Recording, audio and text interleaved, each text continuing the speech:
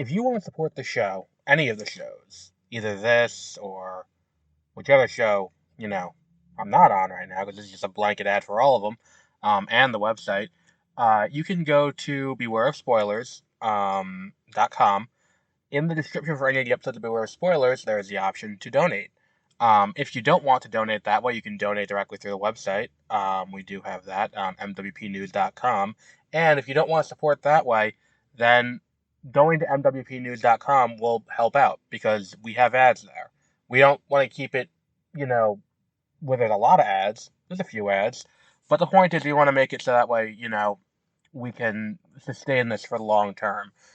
If people donate, we're never going to paywall anything, I don't think, as of right now. But if people, start donating, we'll start doing cooler and cooler stuff. Like donations are how we get to cover stuff like Tribeca and other, film festivals. And, we may be able to bring on more people to help out.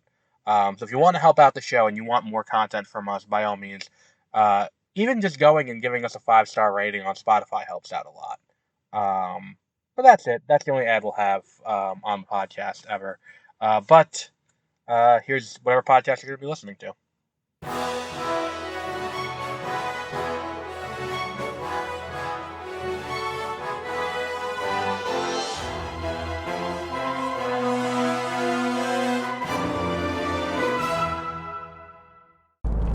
Good morning, and well, afternoon by the time this goes up, I'm putting up my lunch break. And welcome to Exploring Hyperspace Lanes. I am Adam, and there's going to be more talk about more than just Star Wars in this episode, because I think we're looking at a situation where Disney needs to address some root problems that are kind of plaguing their marketing cycles. So, The Acolyte got canceled. Let's just get that out of the way. The Acolyte, which was the most recent Disney Plus show, got canceled. And when we look at this and where it falls in the wider context of the Star Wars shows, like no other Star Wars show that has been poorly received and didn't get renewed for a second season, despite could have been, or even shows that got renewed didn't get an announcement this close to release. It's been what? The show started in June, so it ended in July. So it's a month later, we're getting the announcement that the show has been canceled outright. They're not picking it up for a second season. And we don't even, like, when The Mandalorian got picked up for season 2 or for season 3, we didn't get announcements about that immediately. The only one I could think of that we got an announcement quickly after its release would be Book of Boba Fett, which was announced as a post-credit to Mandalorian season 2. But we don't get announcements this quick. It was months before we got even a slight indication that there was going to be a second season of Ahsoka.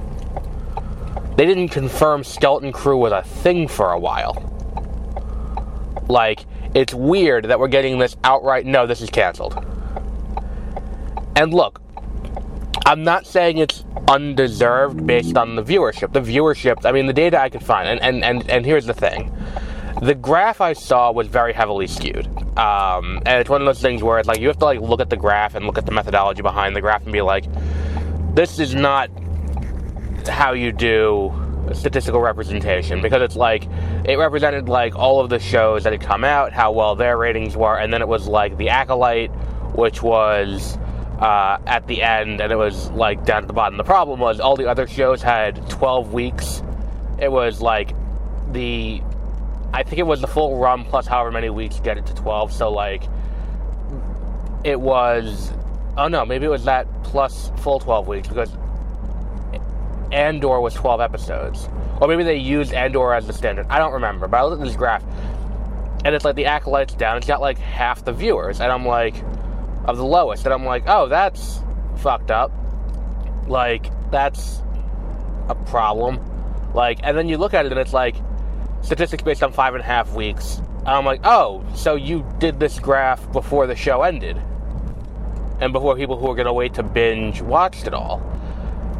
And I think the larger issue at hand is the viewership was down for The Acolyte.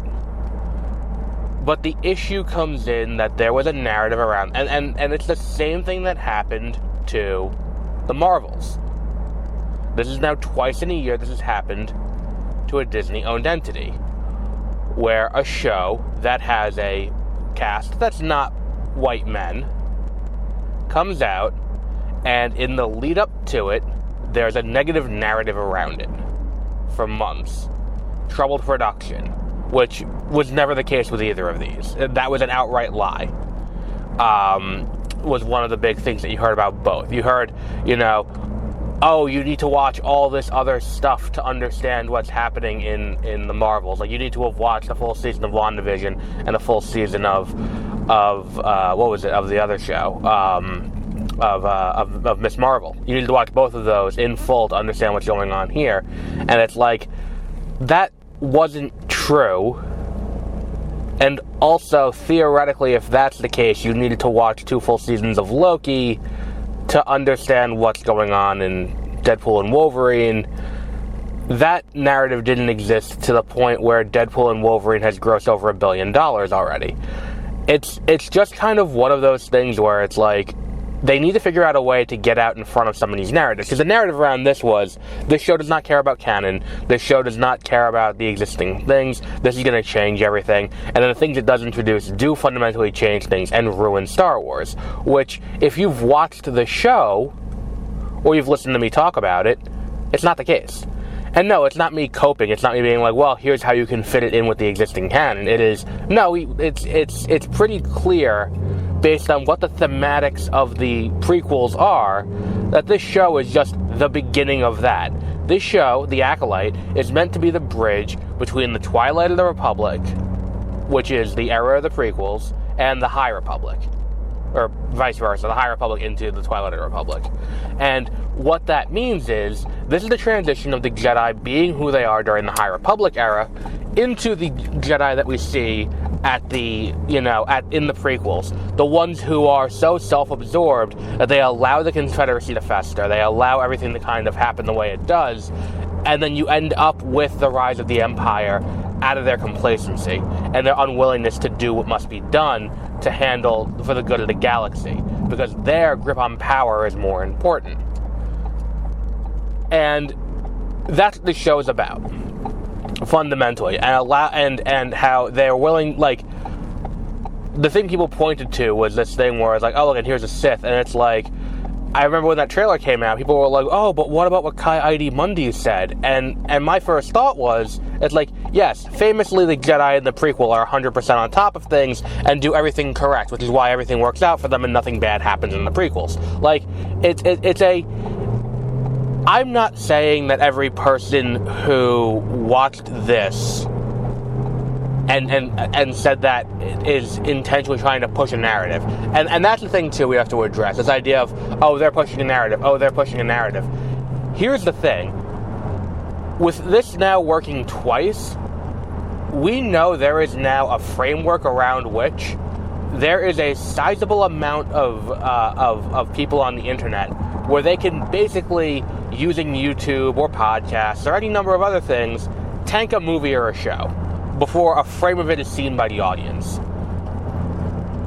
Through dubious claims that are not substantiated, and a lot of it comes from leaker culture, this idea that we all need to be on top of what's happening and we all need to know what's going on, and part of that is we need to know, oh, well, we have these dubious claims from insiders, and a lot of this is, we need to get the, and that's the thing too, is that it's like, it is this narrative that like, oh, well, there are people there who care about this, but the people who don't care about it are just trying to ruin it for everyone. It's rooted in an anti-Semitic kind of conspiracy. I'm not going to get into it, but at this point, if you know, like, at this point, everyone who listens to this show knows how I feel about this. It's an odd thing that we're just allowing to kind of fester, and I don't know how to solve it, because the solution is not censorship, because you don't want to censor. But Disney needs to figure out a way to, come out with a way to kind of counteract this. Maybe And maybe the solution is a show like Talking Dead, a companion show for each episode of a show like this, like that is like Talking Dead, where it's like, let's explain kind of what our thought process was into going this. How do we feel about what happened? Because like I'm thinking about it, like that episode where the stranger just fucking massacres all the Jedi who came except for Sun or Soul. Like that talkback episode would have been fantastic. Like, you know, like Talking Dead or Talking Bad or what was it, Talk and Talk Fire or whatever the fuck. Like, AMC kind of had a stranglehold on that. Like, where it was like the hour after one of their big event shows, they had celebrities on talking about it. And it was Chris Hardwick moderating, and it was like, you know, oh, we're going to talk about what happened in that episode and all of that. And that kind of thing, I think, would help in a lot of these cases. Get one of these Star Wars influencers to do it. Like, you know, I'm not saying I don't want to do it, but like, there are plenty of Star Wars influencers out there who are more positive on this, who would go out and know their shit, and would go out and talk about it. I know that, you know, Lucasfilm has worked with Anthony Carboni. He's really good. He knows a lot of his shit. Like, that's something that I would watch that on Disney Plus if he was on there with the cast and was like, hey, let's talk about what just happened. Like, and let's kind of let you guys explain. You know, and not like explain yourself, like we know, like you fucked up, just explain yourself here. Like, no, not like that. More like, well, you need to kind of lay out, like, what about this? How does this kind of fit in? Is this going to pay off later? How does this fit in? And look, I'm not saying The Acolyte's a perfect show. I would say it's in probably my top 10 of things that Disney has produced Star Wars-wise, because, like, I think if we go top 5, I think The Last Jedi is in there. I think that Rogue One is in there. I think that the last 4 episodes of The Clone Wars is phenomenal. I would say the first season of The Mandalorian, and Andor, obviously Andor. There's top 5. I think this is just outside the top 5, but it's definitely not the worst thing that they've done. It's not the worst thing that Star Wars has done, because that's a glaring omission of the prequels, and it's a glaring omission of, what's it called? It's a glaring omission of the other one, the holiday special. Like, there have been, and Book of Boba Fett, and I would say, like, the majority of Obi-Wan Kenobi. Like, there's a lot in this show that's kind of just meh, and I mean, there's a lot of stuff that Disney has put out that's kind of just meh. This show had some weird moments, but I think that them trying to lay out kind of what the Force is, and, like, the nature of the Force, and laying out, like, what the nature of the dark side is, and all that. Like, I got to that finale, and I'm like, I want to see more of this show. And the episode that I recorded about it is not going to go up, because Josie and I are recording later today. That episode's going to go up tomorrow morning. But, like, I said, I want to see more of this. They did a fantastic job of kind of laying out, like, what the galaxy is trying to do in terms of dealing with the Jedi, and I think we're going to see the origins of the Confederacy, and that would be really cool to see laid out in the show. But it's one of those things where it's like, now we're not going to get that. Now we're just going to get the same recycled thing over and over again. My biggest complaint about Disney with Star Wars has been this: we have to exist within this small period of the galaxy around the original trilogy.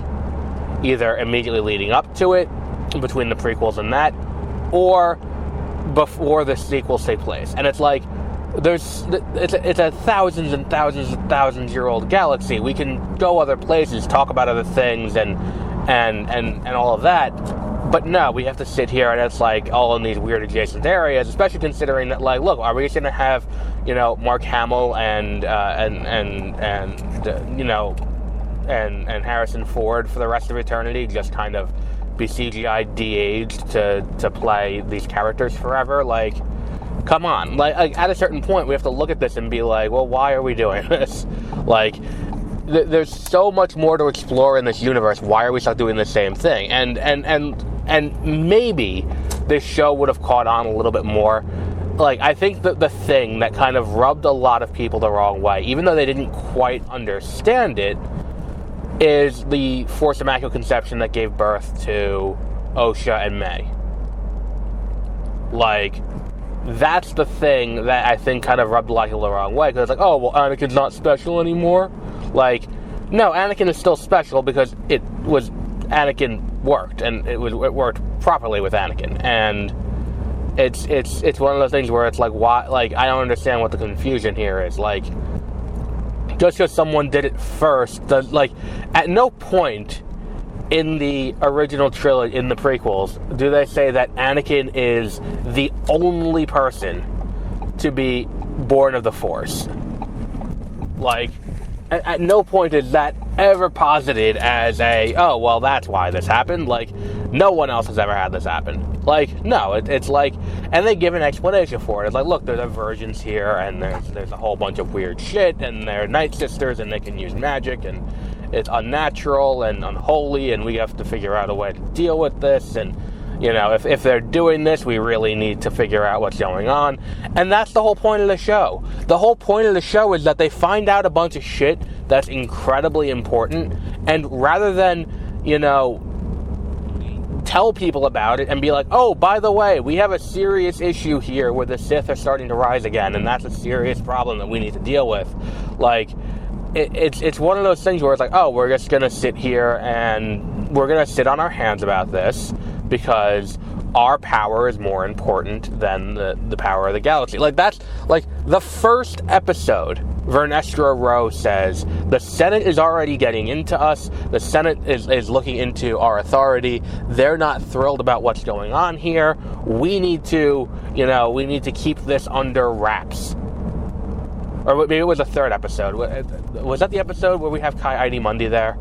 Like, it's explained in the episode. Like, in the show, it's explained the thought, like, and it's laid out clearly. We're not going to tell anyone about this, because if we do tell anyone about this, that's a problem. And that's the thing, too. It lays out how Palpatine would have figured out how to make someone born of the Force. What, are we supposed to just sit here and be like, oh, well, he figured it out himself. Of course he could do that. Like, no. It's a fucking ridiculous power. It was ridiculous when it happened. And I remember in the prequels at the time, and Star Wars fans are so fickle because it's just whatever the old Star Wars is good Star Wars, whatever the new Star Wars is bad Star Wars. Like, that's just the way it works. No matter what it is, it's always new is bad, old is good. I don't want to see old new, I want to see old. And then here's, like, people said it was dumb that Anakin was fucking, like, Star Wars Jesus in 1999 when this came out.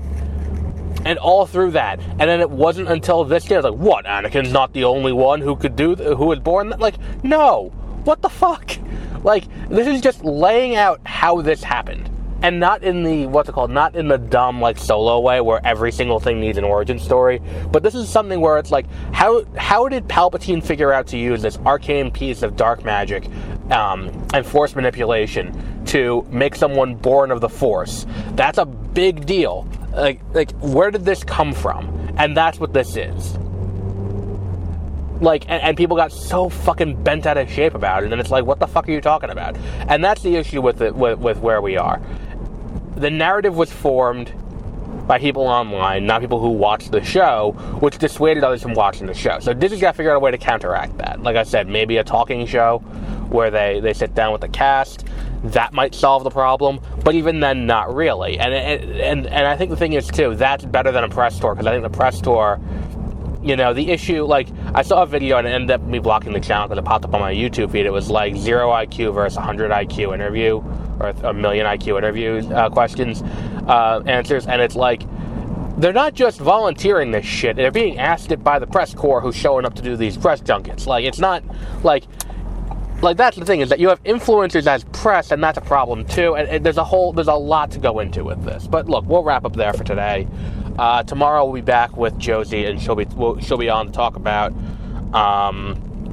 we're going to talk about what they could do in animation. We're going to talk a little bit about this, and we're going to talk about, there was one other big thing I wanted to talk about with her. I forgot what it was, though. But until our next episode, have a great rest of your week.